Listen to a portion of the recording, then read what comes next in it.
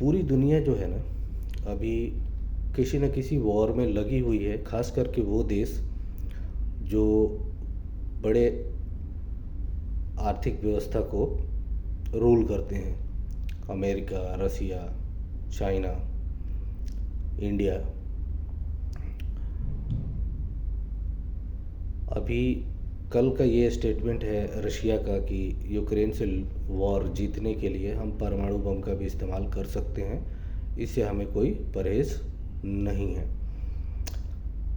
और अगर ऐसा हुआ तो मुझे लगता है कि वर्ल्ड वॉर 3 होगा ही होगा, क्योंकि दूसरी तरफ अमेरिका जो है वो ग्रीनलैंड के ऊपर एकदम वही फार्मूला अपना के बैठा हुआ है जो उसने वेनेजुएला में किया था, कि वेनेजुएला पे हमला किया और वहाँ के राष्ट्रपति को उठा के लेके आया। ऐसी ही एक जगह है ग्रीनलैंड जो वो हड़पना चाहता है, हर तरह से उन्हें फंसाने की कोशिश कर रहे हैं। डेनमार्क का जो एरिया है, एक क्षेत्र है, उसे तो वहाँ के लोगों को ख़रीदने की कोशिश, बाद में ज़बरदस्ती धमका के कि ये हमारा राज्य है, हमारी जगह है, हम इसे अब खुद के संरक्षण में लेने वाले हैं। तो वहाँ भी वो चल रहा है, अपना काम शुरू कर दिया उसने। वो भी ये लड़ाई की एक वजह बन सकती है। और दूसरा, वेनेजुएला को इसने जो अपने कब्ज़े में लिया है, वहाँ चाइना का $2 अरब फंसा पड़ा है। और वो पैसा जो है वो चाइना ने डेवलप के लिए वेनेजुएला को कर्ज दिया था, और उस कर्ज को वेनेजुएला जो है वो क्रूड ऑयल के ज़रिए चुकता कर रहा था। अब वो चुकता करना हो गया है बंद। तो अब चाइना ने बौखला के क्या किया है, ताइवान को घेर लिया और वो ताइवान को हड़पने की कोशिश में लगा हुआ है। क्योंकि ताइवान का जो सिस्टम है वो क्या है, वो अमेरिका की इलेक्ट्रॉनिक्स टूल्स की सप्लाई का सबसे बड़ा हब है। जितने भी इलेक्ट्रॉनिक्स आइटम्स हैं, सेमीकंडक्टर्स हैं, चिप्स हैं, ये सारी चीज़ें जो हैं वो ताइवान बना के देता है उन्हें। तो वो चाइना अब इसके पीछे पड़ा है कि इसने मुझे ब्लॉक किया वेनेजुएला में, तो मैं इसे ब्लॉक करता हूँ ताइवान में। अब आती है भारत की बारी। अमेरिका ने एक पहले टैरिफ स्टार्ट किया 20%। उसके बाद उसने कुछ डिमांड रखी अपनी। डिमांड क्या था, हमारे डेयरी फार्म, डेयरी उत्पादों के लिए और कृषि उत्पादों के लिए आप अपना बाज़ार खोलिए। यानी वो अपना माल हमारे यहाँ बेचना चाहते थे। अब हमारी गवर्नमेंट को लगा कि यार, अगर इनका माल हमारे यहाँ बिकता है तो हमारे किसानों का माल कहाँ बिकेगा, है ना। तो हमारे किसान तो बेरोजगार हो जाएंगे। तो उन्होंने बोला नहीं जी, नहीं होएगा। अब इंडिया ने खुली चुनौती दे दी है उसे कि भैया, अगर तुम्हें कुछ काम करना है तो वो करो। हमारी 4 शर्तें हैं, हम तुम्हारे साथ संबंध बनाए रखेंगे, जैसा चल रहा था वैसा ही चलेगा। ये 4 शर्तें हैं। अभी शर्तें क्या हैं, शर्तें ये हैं कि इंडिया ने ये कहा अमेरिका से कि तुमने जो भी प्रतिबंध लगाया हुआ है हमारे डीजल टैंकरों पे, कंटेनरों पे, शिपों पे और विसल्स पे, वो सारे हटाओ। वो हम तुम्हारे कोई प्रतिबंध नहीं मानते हैं और तुम्हें ये प्रतिबंध हटाना पड़ेगा।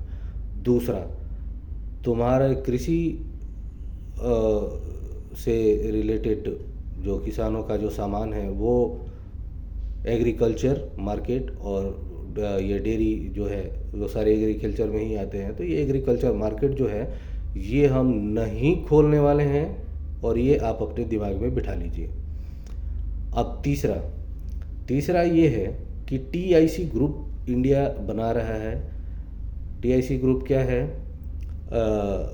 RIC, रसिया, इंडिया और चाइना, इन तीनों ने मिल के एक ग्रुप बनाया हुआ है, और ये तीनों के ऊपर भी अमेरिका प्रतिबंध लगा रहा है। तो भारत ने कहा है कि ये तीनों देशों के ऊपर तुम्हारा कोई औचित्य नहीं है कुछ भी प्रतिबंध लगाने का। और इस ग्रुप पे खास करके ये 3 देशों का एक अलग ग्रुप है, और जो हम चाहते हैं वो हम करेंगे आपस में।